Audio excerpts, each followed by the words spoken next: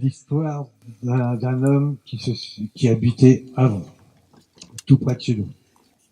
Lucien Bunel. Après le séminaire et l'ordination, il choisit d'être religieux, carme. En 1934, il est chargé de fonder un collège à Avon, un établissement moderne et bientôt construit que le père Jacques dirige selon des méthodes nouvelles et exigeantes. En 1939, le père Jacques est mobilisé en qualité d'adjudant. Il est fait prisonnier à Lunéville. Il est libéré fin 40 pour des raisons de santé.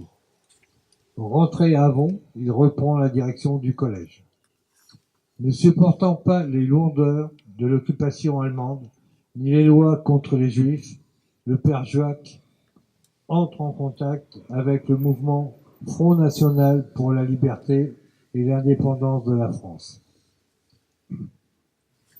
Et en 1942, avec le réseau Vélite Thermophile, les actions clandestines s'enchaînent. Faux papiers, filières d'évasion, aide aux juifs, aux résistants traqués et au parachutage. Au cours du premier trimestre 1943, il accueille au collège, sous de faux noms, 3 enfants juifs et donne refuge à des réfractaires du STO. Il prend d'énormes risques. Le 15 janvier 1944, il est arrêté par la Gestapo en même temps que les 3 enfants juifs. Au revoir les enfants, continuez sans moi.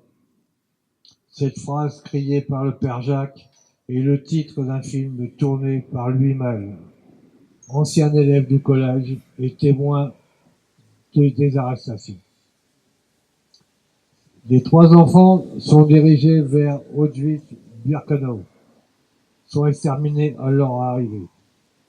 Le père Jacques est emprisonné à Fontainebleau, à Compiègne, Royal-Lieu, le centre de tri pour les déportés. Puis il est déporté au camp de Mauthausen le 25 avril 1944.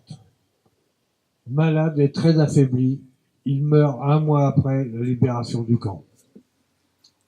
En cette journée du souvenir des victimes de la déportation, nous rendons hommage à tous les déportés dans les camps de concentration et d'extermination nazis lors de la Seconde Guerre mondiale.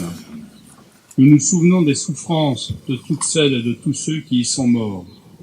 Nous voulons également rendre hommage à celles et ceux qui ont trouvé au fond d'eux et autour d'eux la force de survivre face à l'horreur et face à la barbarie de ceux qui avaient décidé de les anéantir. Pour certains, leur seul crime avait été d'être juifs, handicapés, homosexuels, tziganes, en un mot différent. Pour d'autres, leur crime avait été de résister à cette idéologie prônant la supériorité d'une race par rapport à d'autres. Comme l'a chanté Jean Ferrat, il s'appelait Jean-Pierre, Natacha ou Samuel. Certains priaient Jésus, Jéhovah ou Vishnu, d'autres ne priaient pas, mais qu'importe le ciel, ils voulaient simplement ne plus vivre à genoux. Il importe de se souvenir de ces pages sombres de l'humanité. Il est important de transmettre ce flambeau aux générations futures pour qu'à leur tour elles se souviennent de ces millions de victimes déportées, traitées sans humanité, et ce au nom de ce qui fut présenté avant tout comme une idéologie.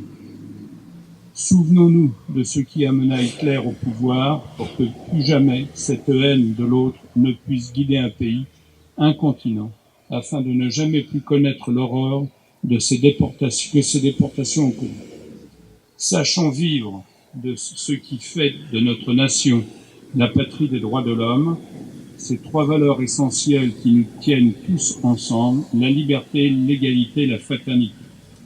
Que vive la République et vive la France.